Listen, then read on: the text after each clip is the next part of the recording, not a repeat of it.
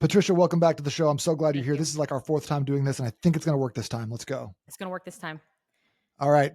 So just give me a quick 30-second bio. Who are you? What brought you to this point in your career? Why do you help men? So I am a men's health nurse practitioner. I started off at a big box T clinic where I saw hundreds of different patients a week. I realized there that testosterone, although we were promising them the world with it, it was not the be all end all of men's health. And there was so much more to men's health than that. So I started my own thing and here we are. Amazing. That was Thank fast. you. Yeah. You asked for it. Yeah, no kidding. So this is like fascinating stuff, and I'm really excited to dive in. Testosterone replacement is a huge topic right now that everyone's talking about. I posted a video on TikTok about 7 ways to boost your testosterone naturally that includes sunning your butthole. And everyone's like, best way to do it, 0.5 milligrams of testosterone cypionate 4 times a week. And I was like, whoa, that's crazy. 4 times a week. Yeah. Jesus. I'm not a doctor though, so I don't know. So you have been in the fitness industry even before you were in the big box T clinic though, right? Yes. I was a personal trainer off and on for many, many years. And then I was a nurse and then nurse practitioner. Yep. Cool. So like, what are what are the dumbest things that you used to believe about fitness or health that you've had to unlearn as an NP now? Oh, just unlearn that you can, that the way you look on the outside necessarily reflects how you are on the inside and how you feel. Facts. Okay. So there's a big difference between health and fitness, right? Yes. We see bodybuilders just absolutely like bone shredded, stepping on stage, looking amazing. And those people are extremely unhealthy sometimes. Can you talk a little bit about that? Like, how do we break that down? And like, how do we avoid the trap of thinking that like, just because someone has a 6-pack and striations and veins in their bicep, that they are like a pinnacle of health? Oh man. I mean, for a lot of the guys, especially the ones that are just chasing size at all costs, there's a lot of inflammation going on in the body. I see, elevated cholesterol. I see fasting insulin that's elevated. They're not sleeping well. Their blood pressure's high. Their kidneys are overworking. There's a trend. There's this muscle is very in vogue right now as a longevity medicine type thing, which I can understand, but it's muscle to a certain point. It's not, so much muscle that the most important muscle, which is your heart, is overworked. It's the right amount of muscle for your body that helps you to live long. And so I think that there's a misconception. People are just trying to pack on all this muscle, thinking it's going to help them live longer. And sometimes it actually does the opposite. Yeah, I think I was probably at my most unhealthy when I was like carrying like some of the most muscle. Like I was eating 6 times a day, but my cholesterol levels were elevated. My fasting glucose was like over 100. My A1C was over 5. But I was eating 6 times a day. I was always tired, just felt just gross all the time. But like I felt like that's what I had to do if I wanted to gain size, right? It says that's everyone says so. Do you talk people down from trying to gain as much muscle as possible, or do you just tell them there's a better way, a longer path, etc.? It depends where they start. I actually had a conversation with a good patient of mine, really good patient, has been with me for, I want to say 3 or 4 years. And we had this conversation because he's definitely trying to do that, to chase being the biggest guy in the gym. And we had a long heart to heart because we did a lab review today and not all the labs are beautiful. And I was telling him that, he has to worry about the most important muscle, which is his heart. And yeah, it's definitely, and there's some guys who maybe need to put on a little bit more muscle, and I talked to him about that. But for the most part, a lot of men that I work with are carrying a good amount of muscle. It's really them just needing to get lean. And unfortunately, as soon as they start dropping size in their shirt, because their arms don't fill out their shirt, they think that they're they're shrinking and they want to fill out their shirt. But I always tell them, take your shirt off, honey. Let me see you jump up and down. And if it's not, if it's jiggling, then let's work on losing fat first. Is it true? You said the most important muscle is your heart. Is it true that just like we train our biceps to failure, we want to train our heart to failure too? That's why I put pre-workout into my white monster. I don't know if you need to train to failure. What's the in vogue now? Reps in reserve, right? So train it to 1 to 2 reps in reserve, and maybe. Can I rant about that for a second? Absolutely. Thank you so much. So I love Paul Carter and I love people who talk about like bodybuilding and building muscle, but the idea of like training to 1 rep in reserve versus 2 reps in reserve or training to failure, complete garbage in my mind, because most of the people who are, out there training in a commercial gym right now are not even training close to failure. They don't even know what it feels like to get to failure. So let them push to failure. They'll probably end up 3 reps in reserve because they don't have the ability to understand what intensity feels like. Thanks for coming to my TED Talk. For sure. I think that applies to, you got to ask, I mean, everybody's different. So there's probably some athletes who, they know what their 2 reps kind of are. And Sure. of course, but those are fewer and right. farther between. Yes, you're absolutely right. Most people don't really put a lot of effort that I see when I go to the gym. No. Yeah. I mean, like, obviously you're talking to a lot of guys who are carrying more muscle, who have been athletic in the past. So you probably have a little bit of a different population there. But like, I just think that the general population needs to be training harder, full stop. Oh, 100%. They do. And not, texting between sets and whatnot. But that's a little thumb set between sets of chest. Yeah. Okay. So if you could force every man in America to stop doing one thing for a month, what would it be? Not prioritizing sleep. So you get them to start prioritizing sleep. That's your number one recommendation for all men. Yeah. I love that. What do you notice about people's labs or just like, mood, energy, testosterone, hormones and stuff like that when they're not getting enough sleep? What happens? Well, not sleeping well leads to cardiac disease. It has downstream effects, neurocognitive degeneration, cardiac disease, anxiety, stress, all of those things. So if you don't sleep, then your whole body is affected. And as far as hormonal, you make testosterone overnight in the early morning is when your body starts releasing it, especially when you go outside, you get that sun in your eyes. And so that's one of the major causes, I think, of the low testosterone, so to speak, epidemic, especially among shift workers, because we see a lot of guys who work overnight and they don't ever see the sun. And not only that, they don't ever really get any sleep. They're running on 4 or 5 hours of sleep every single night, for years on end, really. And they're coming in with low testosterone. So, and if they're honestly, the cure is just to get another job and go to sleep, but they jump on TRT in their 20s and then they just stay on it. And there goes the story. I saw so many guys like that. It was insane. I must have had the whole fire department at my clinic. Like, why? Guys in their 20s are jacked, they're tan, but they're all on TRT. Something wasn't right. That's a hard one to get over. I've really struggled with people who, like, clients who come in who are shift workers, trying to get them on like a correct eating and sleeping plan. What do you think about naps though? For people, even people who are not shift workers, like getting that, like that 1 o'clock, 3 o'clock siesta going. Is that, you pro naps? Oh, absolutely. So we naturally have, there's, clients will come to me, or prospective clients, and they'll say, well, I'm dragging it. At the end of the day, I'm dragging. I'm like, well, dude, you got up at 5 a.m. and you worked your ass off for 8 hours, 10 hours, and you're a little stressed out. You didn't sleep well last night. Of course, you're going to crash in the afternoon. But we have a natural diurnal rhythm of the day where naturally we wake up in the morning. We have like a peak around 10, 11 o'clock where we're just like vibing and ready to go. I usually have my most important client meetings around 10 o'clock. Mm-hmm. Not that this one's not important. This is very important. But 10 o'clock. And then and then about, then it slowly goes down. And then we all have a natural dip between about 2 and 4 o'clock where we're like, oh. And then we have a spike again before bed, before dinner, and then we go back to sleep. So I know I forgot what the question was. Oh, but naps, absolutely. So in that time where we have a little bit of, when you're a little tired, there's nothing wrong with a nap. Studies show about 30 minutes to an hour and a half is really all you want to get. Otherwise, you're kind of doing yourself a disservice. But as long as you're getting the around 8 hours of sleep in a 24-hour period, and they're very restful sleep, then naps are totally fine. You just don't want to do it too close to your actual bedtime.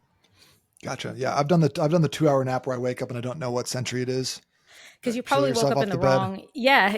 You're in the wrong sleep schedule or sleep, rhythm when you wake up. And then my 4-year-old comes in and he's about 1 inch from my face. And he's like, Dad. I'm like, ah. Yeah.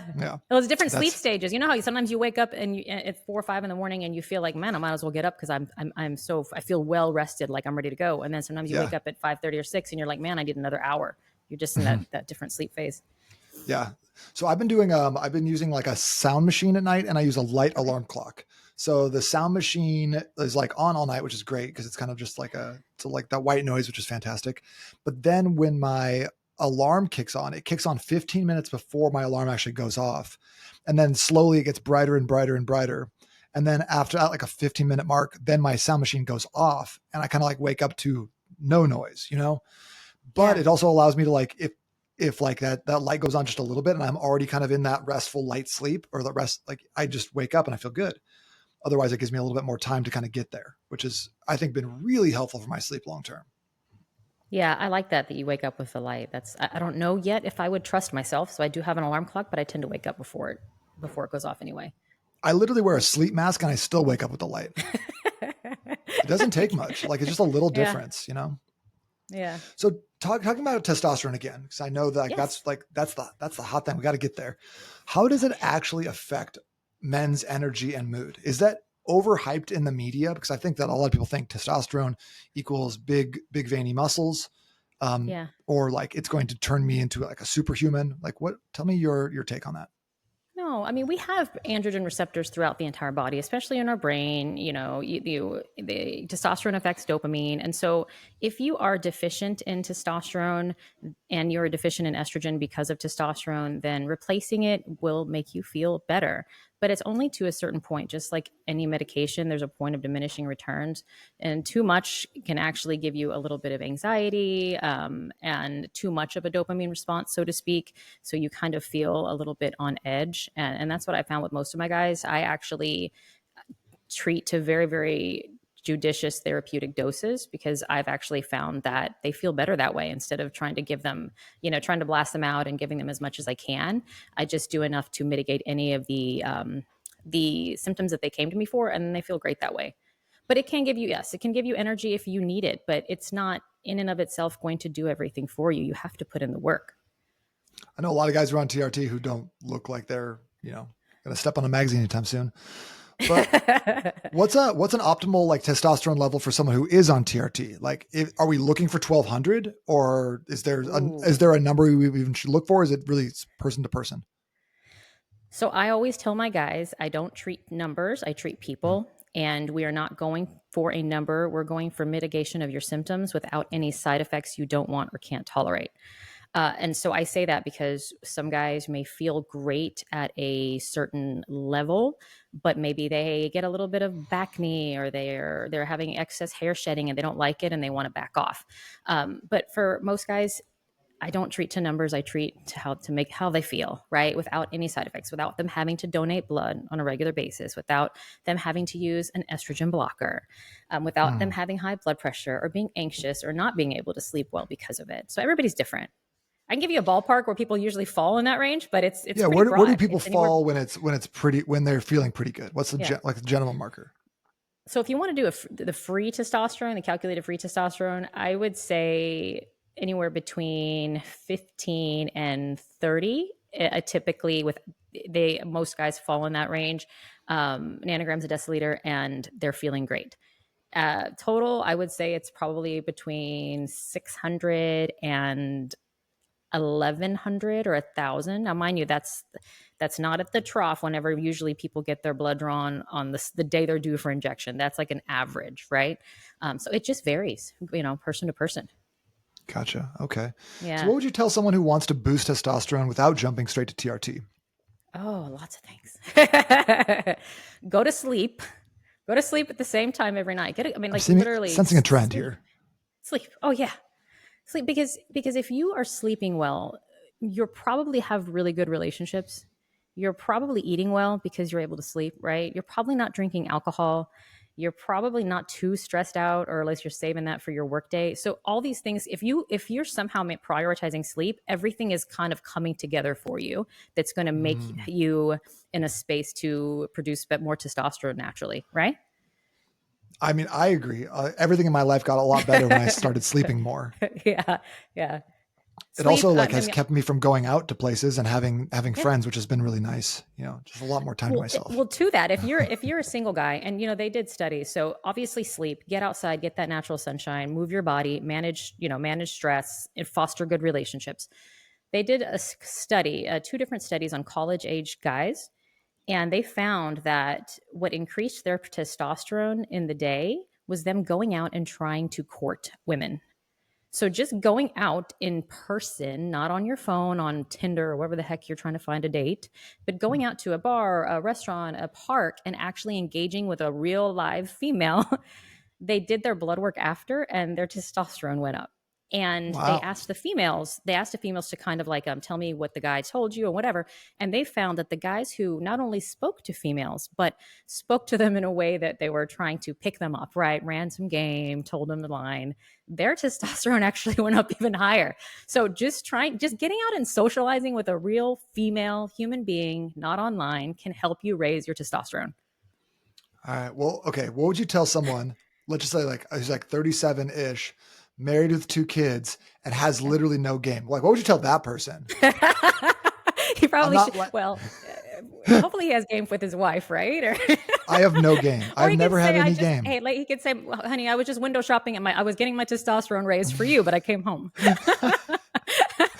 That'll go You well. know, That's perfect. Sorry, Lindsay. I have a lot of patients that actually are in that boat. What would I tell them? I have had some patients who've come to me and they've been on TRT and then they got off, and they listened to me and they felt great. And it was just them getting better food, nutrition, Mm. still exercising, like fostering a good positive attitude. I hate to say practicing mindfulness, but just being more present in themselves, and just trying to take care of themselves and sleep. And that's what I would recommend. It sounds like nothing you've just said involves me being on my phone, swiping or looking at TikTok. Not at all. Are there other things that you like? They tested this and they saw that, men's testosterone went up when they talked to women, and like we're trying to like get dates. Is there any tests or things that you know of that they showed where testosterone radically decreased after doing X activity? Oh, that. Like what happens when you swipe on Tinder? That's what I'm curious about. Does that drop it? I don't know that. I don't know if I'm sure they have, right? I don't know, but I know having those dopamine hits, so frequent, and I'm guilty of that. I notice when I am online, like on Instagram or whatever, other things don't please me as much, right? So there's Hmm. something to say for getting that instant gratification, and not being happy with the rest of your life. Interesting. Yeah, I'd be curious to know if like you got like a Right? I'm like if you got sure. a CGM for testosterone, Yeah. be like Oh, ate some bread, oh. dropped. Yeah. Well, if naturally, if you're sick or you haven't slept well, that we all know that happens. When I worked at the big box tea clinic, a trick of ours, or not mine, but what I was told to say or to help them, if a guy didn't qualify, say he came in and he was above the reference range in that, so to speak, of the interval, with that threat below the low threshold, we would say, come back when you haven't slept well and you don't feel well, and as early as you can, so we can draw your lab again, because we knew that at that point the testosterone was probably going to be falsely or was going to be lower than his normal. So Gotcha. Okay. yeah, a lot Keeping of that in tricks to mind that trade. when you do your blood work. What else? What else? Give me some more behind the scenes stuff of like a big box TRT clinic. Yeah. Oh What man. to look out for? Oh man, so much. They treat to number. They give out AIs to everybody. They tell you to donate blood AIs all the being time. androgen inhibitors. Oh, aromatase inhibitors. So Okay, that's an estrogen blocker, right? yes, it blocks the enzyme that converts testosterone to estrogen. Yes. So yes, a lot of guys, estrogen will go up on testosterone, but it's a normal physiologic response. That's how you get estrogen. You don't have ovaries. So you make it that way. It's actually cardioprotective. But because the doses at testosterone clinics are typically way too high, way too soon, guys will start experiencing some of the estrogen side effects, like a little bit of bloating and maybe transient nipple tenderness, and they freak out, and the clinician sees it on the lab, and then they start the AI cycle, and that continues. So I've had a lot of guys come to me that I have to get off AIs, and it's a process of them trusting me. But once they're off of it, they feel so much better. Gotcha. Different providers all the time. I talk about this a lot, but a lot of guys, some guys do go, and a lot of guys do go to TRT clinics because they have low energy, because they want to sleep better, they have decreased mental clarity. But a lot of guys go because they have some type of sexual dysfunction, so it's a below the belt thing, and a lot of people equate below the belt with testosterone, no matter what. So a lot of guys go into these clinics either for erectile dysfunction or something like that. And what happens is they finally tell their story after they get comfortable with, say, me or another provider, and then they go in the next week and it's somebody else, and then it's somebody else. And so I think a red flag is like, hey, this is a sensitive topic for a lot of guys. They don't want to be forthcoming to everybody that they're having erection problems. It's a little embarrassing. So at least go somewhere where you're going to see the same person every time, right? I mean, how many people do you want to talk about your erectile dysfunction with, right? So Yeah, like zero. I mean, just yeah. hypothetically. Well, yeah. Yeah, Well, that hopefully wasn't you an talk to admission somebody of about it. anything. Yeah. I'm fine. Anyways, we started talking You're about always erections. fine Let's just keep going. until I get in there. Yeah, let's talk about erections. Erections are very important. If it wasn't for erections, none of us would be here. That's what I always say. That's a great point. I love that. We should get It that is on t-shirts. absolutely a great point. If it wasn't for erection, I wouldn't be here. Although you can, I did a class the other day, and I learned for the first time you can actually ejaculate without an erection, and you can, as a man, have an orgasm without an erection. So men can have multiple orgasms. It's a thing, and there's a book about it. So you might want to look into it. What's that book called? Just I so I think can. it's just male multiple orgasm. It's a thing. It's a book. A man wrote it. I'm so sorry I forgot his name, but you actually with men who have a premature ejaculation, we teach them to get aroused into the point of ejaculatory inevitability, right? So, and learn how to work backwards from that. And so, apparently, you somewhere in between you being super aroused and actually ejaculating, you have your orgasm, and you can continue to stop at that point and have this full body orgasmic feeling over and over and over again. So it is possible. So orgasm, ejaculation, completely separate. And I'm learning I learned this too, which is for guys, which is it was totally bananas and very interesting. That's Yeah. interesting. I just got it on Audible, so we'll find out. Do a book report later. I think one thing I like about you is that you talk a lot about like not just sexual dysfunction, but also some of the causes that are not testosterone related. Talk about intimacy and making sure that there is like clear communication between partners and stuff like that. What would you encourage men who are maybe dealing with this before they go see a TRT clinic or go to a big box place like that? How would kind of similar to like how would you raise your test naturally without like getting on TRT? How would we start diagnosing and going through the steps to like work on intimacy problems without going the hormonal, like exogenous hormones route?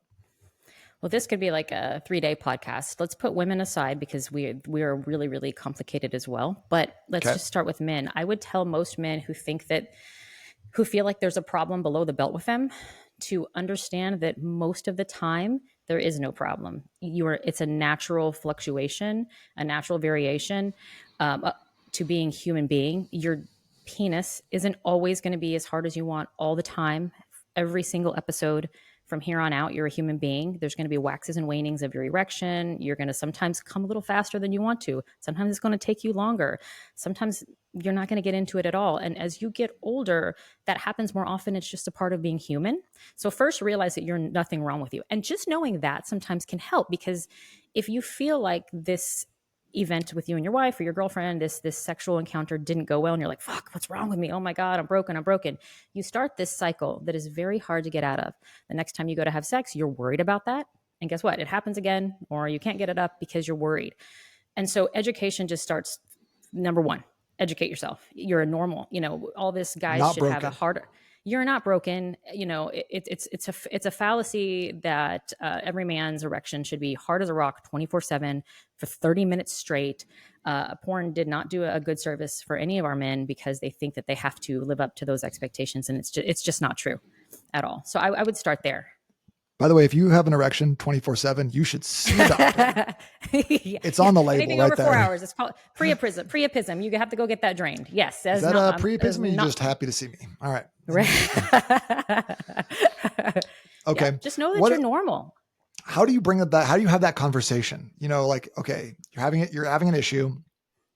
You feel like shame, guilt around that. How do you have a conversation in a relationship to like just kind of express that, normalize it, educate your partner who might have also some different opinions based off of media, social media, porn, etc.? Well, to be honest, I really know that women are very, very understanding. We love you and we care, and we know that you're human. And a lot of times it's the men who shut down and are embarrassed and want to push it aside because they're embarrassed. They feel like the woman's going to think they're less of a man, or they feel like their woman thinks that they're not attractive anymore because this happened. The key is to really just be a human being and be like, hey, hey babe, damn, that sucked. I lost my erection. I'm so sorry. Work's been crazy. Or let's try this instead. as a man gets older too, a lot of people don't realize that men need stimulation too. It's not true that something's wrong with you if a hot woman walks by you and your dick doesn't get hard right away. Like as you get older, you need stimulation too. You're not a machine. And I think that's one of the, the problems is that guys think that they're broken and they get embarrassed and they don't say anything to their wife, or their wife thinks something's wrong with them. So I think it's just educating both of them. And that's actually what I like to do. And what a couple of my friends and I are actually planning on doing at the end of this year is doing a couples retreat where we can Cool. talk to couples, about this and educate the man and the woman about themselves and each other. Where's that going to take place at? Tentative Vancouver. Okay, cool. Yes. All right. So going back to like the TRT and dosage. One things I'm hearing from a lot of guys is that they're not doing TRT. They're not ready for it, but their doctor gave them Clomid or Enclomiphene or whatever it's called. Okay. What's that about? Oh. Tell me about that. Oh, okay. So I have never myself prescribed Clomid because it is kind of an old school selective estrogen receptor modulator. And there's a newer one called Enclomiphene that's chemically a little bit different and has less side effects. Now, they both work by blocking estrogen receptors in the brain. And so by blocking the estrogen receptors, I'm going to say this in very layman's terms, by blocking the estrogen receptors, your body basically thinks, oh, I don't have estrogen. So how does your body make estrogen? Increases your testosterone to convert over to estrogen, right? So it's kind of going about it the backdoor way, so to speak. But with Clomid and even in Enclomiphene, you don't want to block it. Estrogen is very good, and especially in the brain, it's wonderful for mental clarity and mood and well-being. So you don't want to be on these compounds indefinitely and blocking it that way. So I don't agree with that at all. I think a lot of the physicians that do that, I think because they're a little afraid to start actual testosterone, right? And they don't want to shut down the guy's natural production or whatever. So that's why they do it. Okay. Gotcha. Yeah. Will you see a result from that, or will most guys see a result from getting prescribed that and yeah. Yeah. So no, I'm saying, yeah, like I understand your question. Okay. Got it. Some guys, yes, but some guys, no. And it's a different feeling. It's not really like, it's not from what and mind you, I'm not on either. I've been on testosterone, but I haven't been on Clomid or Enclomiphene, right? But from what I've heard from guys, it just doesn't feel the same. Okay. Even though the numbers are the same. So you can get your testosterone up, right? So a guy who could have 700, nanograms deciliter of testosterone on a lab from Enclomiphene or Clomid, but it's not the same feeling for him, he says, as 700 from a TRT dose, like actual testosterone. Interesting. Okay, cool. Yeah, that's good. Because I've had a lot of people reach out and be like, breast cancer, like a breast. I mean, do you want to be on like the breast cancer meds and like do you want to block your estrogen to get your testosterone? That doesn't make any sense.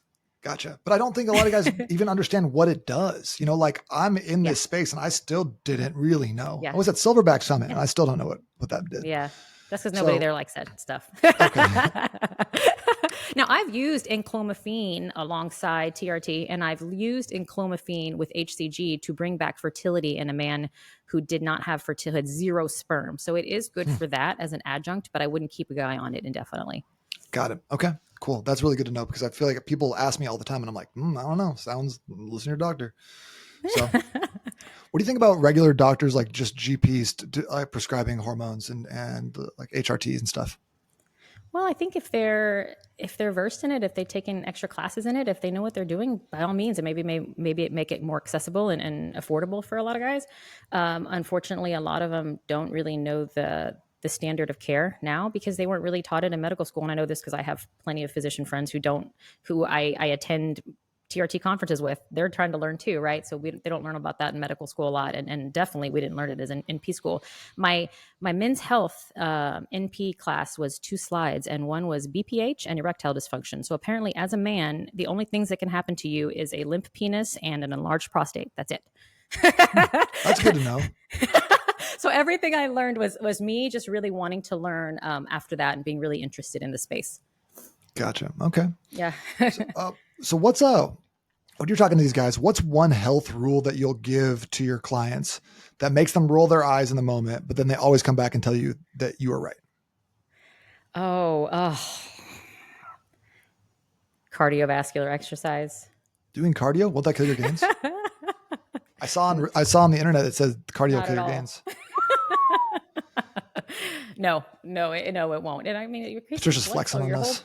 right? It increases blood flow to your whole body. Plus, if you're on testosterone, especially if you're trying to be on a higher dose of testosterone, especially if if you're having energy drinks and you're stressed, you need to do cardio because it just helps, just helps vasodilate and helps get your blood flow everywhere in your body, which, yeah, keeps your blood pressure down. It does so many good things. So I think cardiovascular exercise, number one. Number two, if they even do it, because they won't, but a couple have, a mindfulness practice, meditation practice. Because most of my guys are very type A business owners. So they're running a mile a minute all the time and they just need to slow down. Cool. That's great advice. And what about when you're having guys do cardio, are you having them do more like the steady state cardio? Are you having them do like intervals after their workouts? Is like 6 minutes in the morning enough? Asking for a friend. I am the friend. I start where they're at. So, I mean, if like I have patients who are CrossFit guys, I'm like, okay, keep doing your thing. Like y'all running around. There's no AC in there. You're sweating balls. Like good to hear. I love it. Right. So, but if I have guys who say I have a lot of guys who lift and they don't do cardio at all and they look like it, they may look a little heavy and they need to do cardio. And then I'll say, do a 15-minute incline walk after your workout, because a lot of my guys, they're busy and they're not going to get up at 4 in the morning to go do cardio before they go to work and then go to the gym. And they're not going to stay after the workout an extra 45 minutes. They want to go home with their wife and kids, and I'm sure, you have clients like that. So I say, hey, look, just start with 15 minutes on the treadmill at an incline. Don't hold on. and do, Thank you for that. Yeah. Most guys yes. Oh, Lord have mercy. You're like, that's not an incline anymore. No. And don't get me started on the step mill. Don't get me started on that one either. That's good. Yeah, I start there. I make it simple for them. If you overcomplicate this, they're just trying to get healthy. Fitness doesn't have to be complicated. Zone 2, VO2 max training, all that. Just go fucking sweat. Just go sweat and do something that makes you feel good. I love it. There you have it. That's the secret sauce right there. Yeah. Go sweat, do something that makes you feel good. Yeah. Cool. I just had one more question for you. It's a weird one, but Sure. I wanted to save it for the end. Okay. Before I do this though, where can people catch up with you? Where can they find out more about what you're doing? Or if they wanted to work with you to get their testosterone levels checked and make sure that they're on point? Sure. So my website is thepatriciazamora.com. It will link to my business, which is Peak Performance and Longevity. You can reach me on Instagram at the Men's Health NP. I'm also on YouTube at the Men's Health NP. For more information, just go to the website. You can book an appointment there and get started. Cool. And you work with people all over the US, right? So yes, for men's coaching, for natural testosterone optimization, for sexual health coaching and education, all over the English speaking countries. Yep. Cool. All right. Good to know. All right. Last question. This is one I wasn't sure where this was going to go, but if men had periods, how do you think our medical system would be different? Oh, that's a good question. How would our medical system be different? Oh man. That's a tough one. I'm just teeing you up here. I was going to let you go. Yeah. Oh, I wouldn't. Yeah. My job would be a lot harder because I love you guys. If any of my patients are watching, I love you. But I already get messages all the time when guys have stuffy nose and literally a stuffy nose. So I can imagine if they're on their period, how many messages I'd get all the time for medicine because of their stomach hurt. I don't know. Of all the places you could have taken that's a good one. All right. Yeah. So, I mean, like I'm sitting here cramping right now and I'm smiling through all this. So, it is what it is. Well, women are a lot tougher than men. So that's just facts. We have built-in painkiller though also too, oxytocin. And we're used to it. We're used to being in pain every single month. I don't know. I watched my wife have 2 babies and I was like, if I had to come back, I'm doing it again as a dude. Like sign me up 10 out of 10 times. I'm coming back as a guy. Yeah. I think there are gaps for both of us because, for men and women. I mean, on average, men die, 5 to 6 years sooner than women. So there's still a gap there for them as well, But I didn't have to poop out a baby. So maybe that's fair. Yeah, fair. 5 years is a long time though. That's a lot of life. That's a lot of life, man. Imagine this conversation going on for 5 years. This is a long time. That's a long time. Yeah. Imagine planking for 5 years. Ooh, yeah. No. Yeah. Patricia, this has been a lot of fun. Thank you so much for taking the time to chat. Thank you. Thank you for having me. I really enjoyed it. Awesome. I'll talk to you soon. Okay, bye.